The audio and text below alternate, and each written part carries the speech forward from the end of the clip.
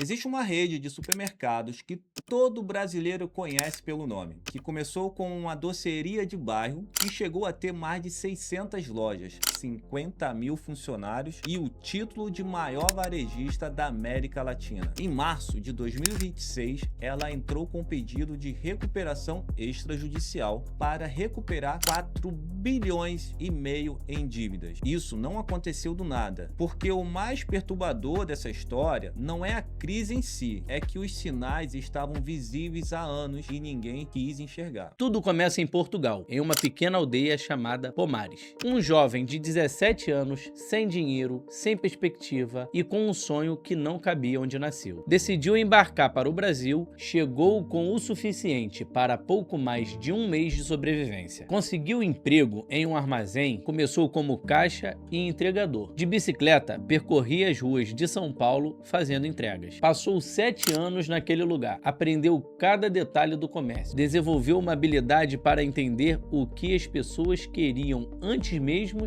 delas saberem. Em 1936, se casou. No primeiro ano, a esposa ganhou um prêmio na loteria. Juntaram tudo que tinham, compraram uma pequena mercearia. Esse foi o primeiro passo. Alguns anos depois, vendeu sua parte. Comprou 2 imóveis, derrubou tudo e construiu um prédio novo. No térreo, inaugurou uma doceria sofisticada com serviços de buffet. O nome era uma homenagem ao país que o acolheu, uma referência ao morro mais famoso do Rio de Janeiro. A doceria lotava, o buffet virou sucesso. Em menos de 20 anos, já havia filiais no centro de São Paulo. Na década de 50, uma novidade chegou ao Brasil e mudou tudo: o supermercado. Pela primeira vez, o cliente entrava na loja, circulava pelos corredores e escolhia o que queria com as próprias mãos, sem precisar pedir ao atendente. Para a maioria dos comerciantes, era uma curiosidade. Para Valentim Diniz, era o futuro. Em 1959, depois de 4 anos de obra, foi inaugurado o primeiro supermercado da rede na Avenida Brigadeiro Luiz Antônio, em São Paulo. Fachada iluminada, prateleiras abastecidas, autoatendimento completo. Naquele momento,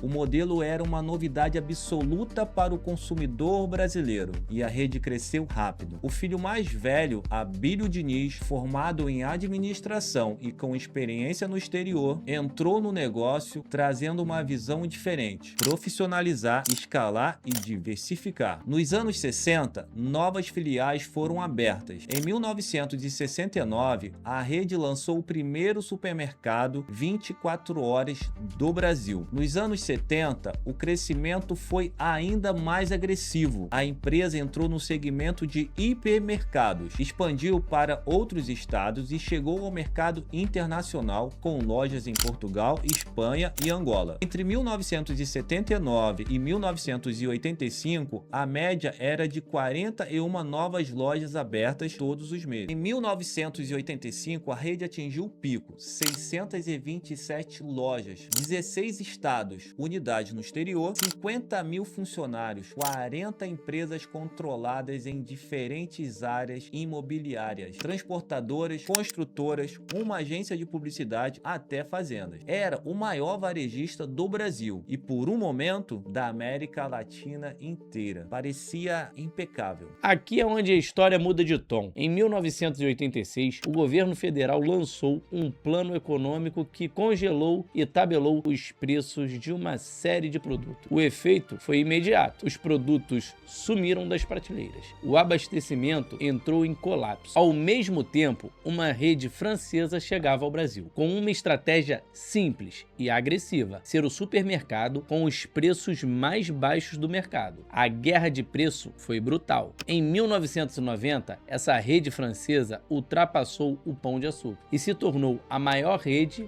do país. O detalhe que ninguém esquece é que a rede francesa tinha 22 lojas e o Pão de Açúcar tinha mais de 400. 22 lojas contra 416 e a menor levou a melhor. Foi então que, em dezembro de 1989, Abílio Diniz foi sequestrado em São Paulo. Ficou 6 dias em cativeiro. O episódio repercutiu no país inteiro. A empresa estava perto da falência. A família tentou vender o grupo, não encontrou o comprador. Foi então que em 1990, Abílio assumiu a presidência com o apoio do pai e tomou decisões que poucos empresários teriam coragem de tomar. Demitiu milhares de funcionários, vendeu empresas do grupo, cortou tudo que não era essencial. Em um ano, a rede reduziu de mais de 600 lojas para 336. Os funcionários caíram de 50 mil para 22 mil. Foi doloroso, porém foi necessário. A rede voltou a dar lucro, 45 milhões de dólares. A lição parecia aprendida: foco, eficiência, menos é mais.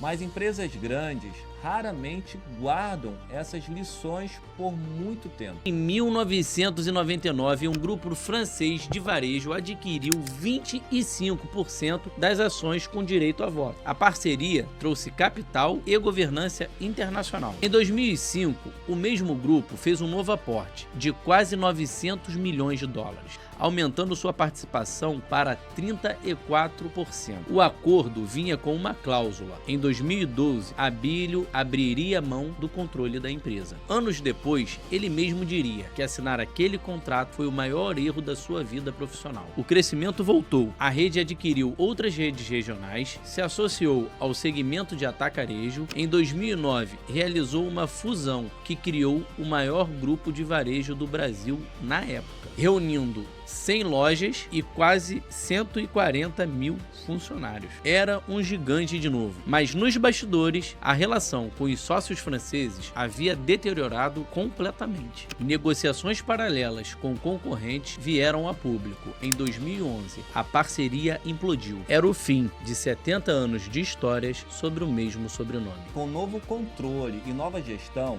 a empresa precisava ser reinventada em um mercado que havia mudado drasticamente. O consumidor brasileiro estava migrando para o atacarejo, aquele modelo de lojas grandes, sem frescura, onde o preço é o rei. Redes que apostaram nesse formato cresceram de forma acelerada e foram comendo parcela após parcela do mercado. Em 2021, a rede vendeu 70 unidades de uma das suas bandeiras para uma concorrente do segmento de atacarejo, em um negócio avaliado em cerca de 2 bilhões de reais. Era uma tentativa de simplificar a operação e focar no que restava. No ranking dos maiores varejistas alimentares do Brasil em 2025, a rede aparecia em 5º lugar, atrás de concorrentes que décadas antes eram menores ou nem existiam. No 4º trimestre de 2025, o grupo registrou prejuízo de 572 milhões de reais. Mas as vendas das lojas estavam crescendo. Os consumidores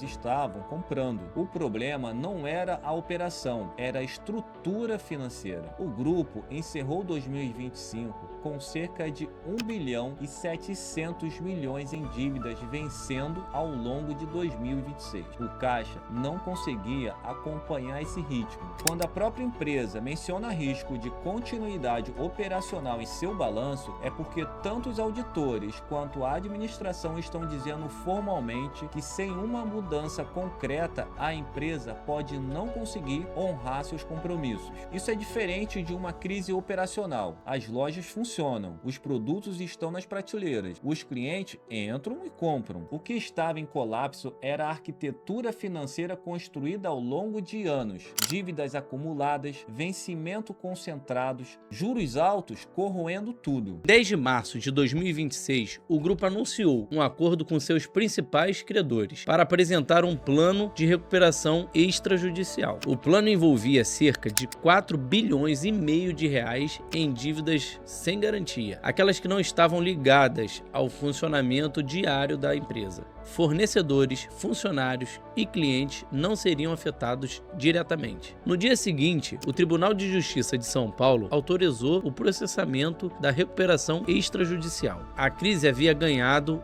um endereço formal. 810 lojas, 51 mil funcionários, 20 bilhões de reais em receita anual. Essa é a empresa que está em recuperação extrajudicial. Ela não fechou, não vai fechar amanhã, mas precisa reorganizar uma estrutura financeira que acumulou pressão por anos em um ambiente de juros altos que não perdoa desequilíbrio de caixa. O que esse caso deixa claro é uma dinâmica que se repete no varejo brasileiro: crescimento acelerado, expansão agressiva, aquisições que parecem brilhantes no momento e se tornam âncoras anos depois, em uma estrutura de dívida que funciona enquanto o cenário é favorável e implode quando ele muda. A marca continua forte, a operação continua ativa, mas entre ter lojas funcionando e ter saúde financeira existe uma distância enorme, e foi por essa distância que a empresa passou anos sem conseguir fechar. O desfecho vai depender da capacidade de renegociar essa dívida, recuperar a confiança do mercado e encontrar um modelo que sustenta a operação sem depender de capital caro para sobreviver. Se isso vai acontecer, são os próximos 90 dias que vão começar a responder. E aí, Geraldo, o que você achou do Pão de Açúcar ter passado por uma recuperação extrajudicial?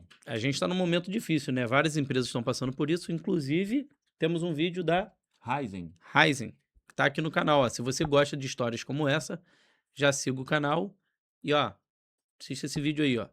curte, comenta e compartilha.